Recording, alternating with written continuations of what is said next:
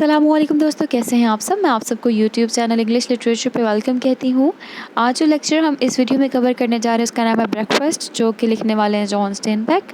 ये राइटर की बहुत ही इंपॉर्टेंट शॉर्ट स्टोरी है। स्टोरी को डिस्कस करने से पहले हम लोग राइटर को डिस्कस कर लेते हैं। राइटर जो है हमारे ये 27 फेब 1902 को पैदा हुए और 20 दिसंबर 1968 में इनकी डेथ हो जाती है। ये वो राइटर हैं जिनको नोबेल प्राइज़ इन लिटरेचर मिला हुआ है, जो कि इनको 1962 में मिला था। ये एक अमेरिकन ऑथर हैं। अच्छा, इनको नोबेल प्राइज़ क्यों मिला?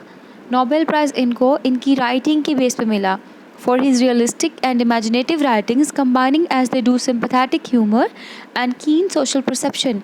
मतलब कि इस बात का कि रियलिस्टिक और इमेजिनेटिव राइटिंग को मिलाकर ये सिंपैथेटिक ह्यूमर क्रिएट करते हैं, जिसके अंदर एक कीन सोशल परसेप्शन नज़र आता है। इनको जायंट ऑफ अमेरिकन राइटर्स भी कहा जाता है इन पर्सन को, ये जो हमारे राइटर हैं इनको। इसके अलावा बाय प्रोफेशन बात की जाए तो हमारे जो राइटर हैं ये एक पेंटर भी रह चुके हैं, एक केमिस्ट भी रह चुके हैं, एक स्टेट केयर टेकर भी रह चुके हैं, एक सर्वियर भी रह चुके हैं, एक फिशरमैन भी रह चुके हैं, फ्रूट पिकर के साथ साथ ये न्यूज़पेपर रिपोर्टर भी रह चुके हुए हैं। एजुकेशन की बात की जाए तो यूनिवर्सिटी जो स्टैनफोर्ड यूनिवर्सिटी है वहाँ से ये पढ़े हैं। इनके जो इम्पोर्टेंट वर्क्स हैं उनमें नंबर 1 पे आता है द लॉन्ग वैली, जो कि 1938 में पब्लिश हुआ। इनका जो नेक्स्ट वर्क है उसका नाम है पास्चर्स ऑफ हेवन, जो कि 1932 में पब्लिश हुआ। टोर्टिला फ्लैट ये 1935 में पब्लिश हुआ। इनका नेक्स्ट वर्क है ऑफ माइस एंड मैन, जो कि 1937 में पब्लिश हुआ। और the last one is the grapes of wrath, WRATH, ठीक है, द ग्रेप्स ऑफ रैथ, जो कि 1939 में पब्लिश हुआ। ये इनके बेस्ट वेल नोन नॉवेल्स हैं। इनका जो रिस्पेक्टिव वर्क हम पढ़ने जा रहे हैं जिसका नाम है ब्रेकफास्ट, वो लिखा किस टेक्निक में किया हुआ है? स्ट्रीम ऑफ कॉन्शियसनेस की टेक्निक में, जिसमें राइटर जो है वो पास्ट की मेमोरीज़ में गया हुआ है, अपने पास्ट को नरेट कर रहा है। स्ट्रीम ऑफ कॉन्शियसनेस क्या होता है? ऐसी टेक्निक जिसके अंदर राइटर जो है वो बगैर सोचे समझे कभी अपने पास्ट को नरेट कर रहा होता है, कभी अपने फ्यूचर को, मतलब flash forward and flash back की टेक्निक यूज़ करना। और stream of consciousness, basically stream कहते हैं नदी को, कॉन्शियसनेस कहते हैं ब्रेन को। फ्लो ऑफ थॉट, सोचों का बहना, जब सोचें आती रहती हैं और उसको एज इट इज़ राइटर लिखा जाए, that is known as stream of consciousness. लेकिन ज़्यादा सूटेबल ये रहेगा कि राइटर ने इसके अंदर फ्लैश बैक की टेक्निक यूज़ की है। फ्लैश बैक क्या होता है? मेमोरी में जाना कि पास्ट में क्या हुआ था, बैक इन मेमोरीज़। तो जो स्टोरी है उसका नरेटर अननोन है। स्टोरी जो फ्लैश बैक की टेक्निक में लिखी गई मीन्स मेमोरीज इसमें लिखी गई हुई हैं कि राइटर जो है, नरेटर जो है, अपनी मेमोरीज़ को रिकाउंट करके उन इवेंट्स को डिस्क्राइब करा, लेकिन लोकेशन जो है वो एज सच प्रॉपर वे में मेंशन नहीं की गई। लेकिन स्टोरी में हम 3 स्ट्रेंजर्स देखेंगे और लिविंग कंडीशंस देखेंगे और जो माउंटेन्स हैं वहाँ पे प्रेजेंट वो देखेंगे। तो वहाँ पे जो माउंटेन्स हैं और उन 3 स्ट्रेंजर्स की लिविंग कंडीशन है वो रेफ़र कर रही है कि जो स्टोरी प्रोबेबली शायद US कैलिफोर्निया के अंदर जो इसकी सेटिंग है वही दिखाई जा रही है, लेकिन सेटिंग जो है प्रॉपर वे में स्टोरी के अंदर नहीं दिखाई गई हुई। ये सेटिंग हमने खुद ही इंटरप्रेट की है, किस तरह से? उसकी लोकेशन को देखते हुए, मतलब वहाँ पे माउंटेन्स भी है, ठंड भी है और 3 स्ट्रेंजर्स हैं और उनकी जो लिविंग कंडीशन है वो सब कुछ देखते हुए। स्टोरी का इम्पॉर्टेंट थीम जो है वो कंटेंटमेंट है कि कैसी भी सूरत हाल हो, कोई भी सिचुएशन हो, एक पर्सन को अपनी लाइफ में खुश होना चाहिए, सेटिस्फाई होना चाहिए, कंटेंटमेंट होना चाहिए। If man has contentment he can be happy even if he has no house, no permanent job and no good food to eat। ना अच्छा खाने को हो, ना कोई परमानेंट जॉब हो, ना अच्छा घर हो। तो अगर आप कंटेंटमेंट हो, अपनी लाइफ के अंदर सेटिस्फाई हो, तो आप खुश रह सकते हो, ठीक है। इसके अंदर ये मैसेज कन्वे किया जाएगा। अब हम अपने लेक्चर को स्टार्ट करते हैं, समरी को स्टार्ट करते हैं। समरी की जब बिल्कुल चैप्टर की ओपनिंग होती है तो उसमें मैं थोड़ी सी रीडिंग कर देती हूँ ओपनिंग से। राइटर स्टार्टिंग में नरेट कर रहा है, this thing fills me with player, present indefinite tense use किया गया हुआ है। वो कहता है ये चीज़ मुझे खुशी से भर देती है।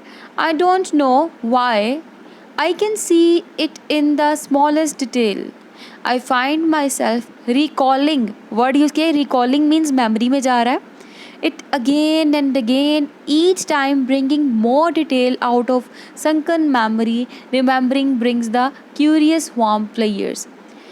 स्टार्टिंग प्रेजेंट इंडेफिनिट टेंस से की गई है, यानी कि राइटर जो है वो स्टोरी अभी नरेट करने लगा है और कहता है ये चीज़ जो है मैं जब भी इसको याद करता हूँ मुझे बड़ी खुशी होती है और मैं इसको बार बार याद करता हूँ. इसके बाद कहते हैं it was very early in the morning. अब was very early means past पे चला गया राइटर, अब पास्ट से स्टोरी नरेट कर रहा है कि पहले क्या हुआ था. फर्स्ट पर्सन नरेशन की जा रही है, यानी कि फर्स्ट पर्सन राइटर खुद नरेशन कर रहा है या फिर अननोन नरेटर है, हम ये भी कह सकते हैं. नरेटर कौन है हमें नहीं पता. तो यहाँ पे नरेशन शुरू हुई है. अब वो बता रहा है कि it was very early in the morning, बहुत सुबह सुबह का टाइम था. The eastern mountains were black blue but behind them the light stood up faintly colored at the mountain rims with the washed red growing colder, grayer and darker as it went up and overhead until at a place near the west it merged with the pure night. तो second paragraph में इससे basically setting create की है जहाँ पे इसने बताया कि जो माउंटेन्स थे वो ब्लैक ब्लू कलर के थे, उनके बैक पे लाइट थी वो फेंटली कलर्ड थी और सारा एक नेचर का सीनरी का एक पिक्चर पोर्ट्रे किया है इसने इसके अंदर. फिर ये इन्वायरमेंट बता रहा है कैसा है, सेटिंग बता रहा है. एंड इट वाज कोल्ड, ठंड भी थी, not painfully so but cold enough so that I rubbed my hands and shove them deep into my pockets. कि ठंड थी, मैंने क्या किया अपने हाथों को रब किया और पॉकेट में डाल दिया. इट मीन्स नंबर 1 माउंटेन्स दिखा दिए गए, ठीक है, एक प्रॉपर जो है ना नॉर्दर्न एरिया वाली सीनरी यहाँ पे दिखा दी गई. नंबर 2 कोल्ड, ठंड दिखा दी गई, मतलब पहाड़ भी हैं और ठंड भी है. और ये खुद वैली में खड़ा हुआ है, ये कंट्री रोड की तरफ जा रहा है. और जब ये कंट्री रोड की तरफ जा रहा होता है तो देखता है कि आसमान में ना ग्रे स्मोक उठ रही होती है. वो कहता है मैं देखता हूँ वहाँ पे एक ग्रे कलर का टेंट होता है, वहाँ पे ऑरेंज फायर चल रही होती है और उस ऑरेंज फायर से ग्रे स्मोक निकल रही होती है. और जो ऑरेंज फायर होती है बेसिकली एक रस्टी आयरन स्टोव होता है, चूल्हा होता है, उसके नीचे लगी होती है और उस चूल्हे से ही आग निकल रही होती है. इट मीन्स कि वहाँ पे कोई खाना पका रहा है. और फिर कहता है आई सा young woman beside the stove. कहते हैं मैं चूल्हे के पास एक यंग वुमन देखता हूँ.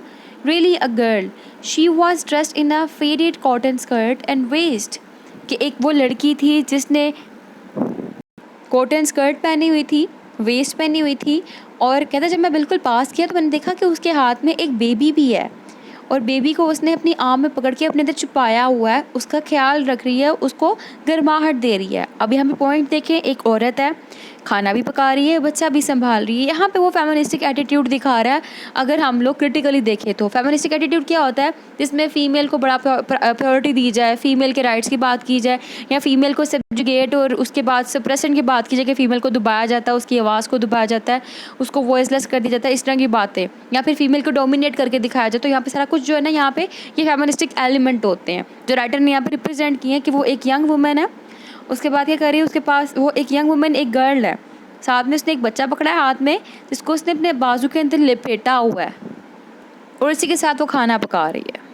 कहता है मैं और क्लोज जाता हूँ. I was close now and I could smell frying bacon and baking bread, the warmest pleasantest odours I know. अब कहता है मैं पास जाता हूँ. जब मैंने और पास गया तो मैंने देखा कि मुझे जो है ना वहाँ पे बेकन कहते हैं, बेसिकली जो पिग्स के साइड का जो मीट होता है ना उसको कहते हैं. कहता है मुझे उसकी स्मेल और बेकिंग ब्रेड की स्मेल आ रही थी, बहुत ही वार्मेस्ट थी, बहुत अच्छी खुशबू थी. मैं इस खुशबू को जानता था, मतलब पहले भी इसने ऐसा खाना खाया हुआ ना इसलिए.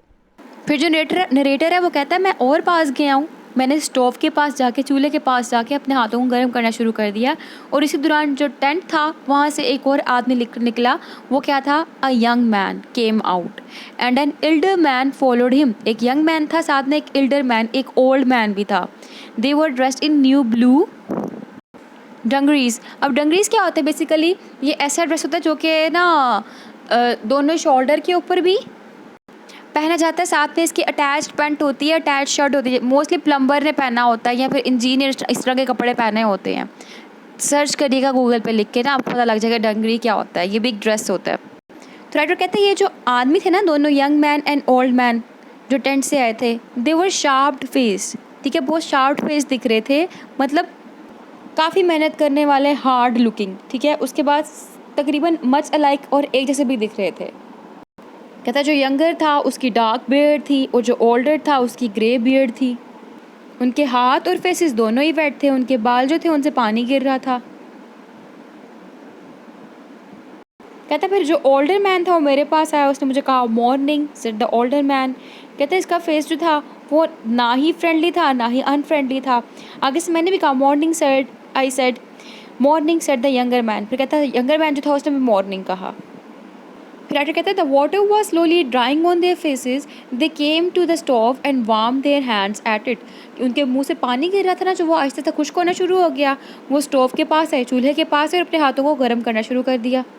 कहता लेकिन जो लड़की थी वो अपना खाना पका रही थी। जब नाश्ता बन के आ चुका था तो उस ओल्ड मैन ने मुझसे पूछा हैड योर ब्रेकफास्ट। मैंने कहा नो। तो कहता है well sit down with us then. तो कहता है हमारे साथ फिर बैठ जाओ। तो यहाँ पे क्या होगा, वेलकमिंग एटीट्यूड दिखाया गया उन पर्सनस का। अच्छा, यहाँ पे स्लाइड्स में ना राइटर लिखा गया है।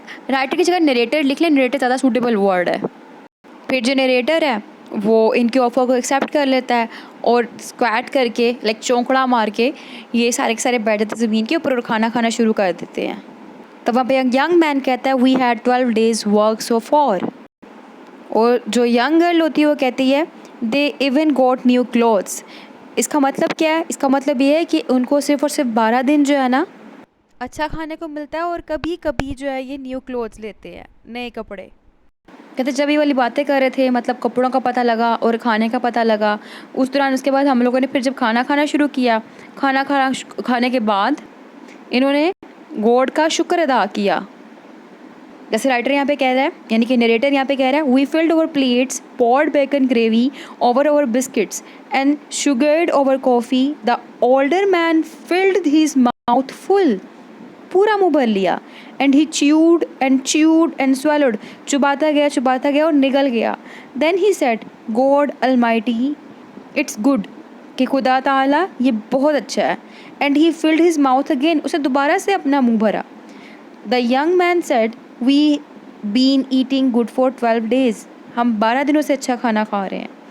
We all ate quickly frantically and refilled our plates and ate quickly again until we were full and warm. कहता है हमने बहुत जल्दी खाना खाया और दोबारा से अपनी प्लेट को भरा, और तब तक खाते गए जब तक हम लोग ना फुल नहीं हो गए और वार्म नहीं हो गए। हमने कॉफ़ी भी ऐसे ही पी। कहते कॉफ़ी पीने के बाद वो दोनों उठे, ओल्ड मैन भी और यंग मैन भी, और अपने काम पे जाने लगे थे। काम क्या था इनका? कॉटन पिकिंग का, ठीक है। ये पिक किया करते थे कॉटन को। तो कहते काम पे जब जाने लगे ना, then the two men threw the ground from their cups on the earth and they stood up together. इकट्ठे खड़े हुए, गो टू गेट गोइंग, जाने के लिए। द ओल्डर मैन सेड, बूढ़े आदमी ने क्या कहा? कहता है the younger man turn to me, मेरी तरफ उसने मुड़ा। किसकी तरफ? जो नरेटर है उसकी तरफ।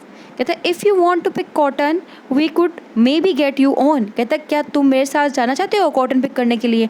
हम तुम्हें भी साथ ले जाएंगे। उसको जॉब ऑफर कर रहे हैं। राइटर कहता है no I got to go along, thanks for breakfast. वो डिनाई कर देता है ऑफ़र को और उनको थैंक यू कहता है ब्रेकफास्ट के लिए।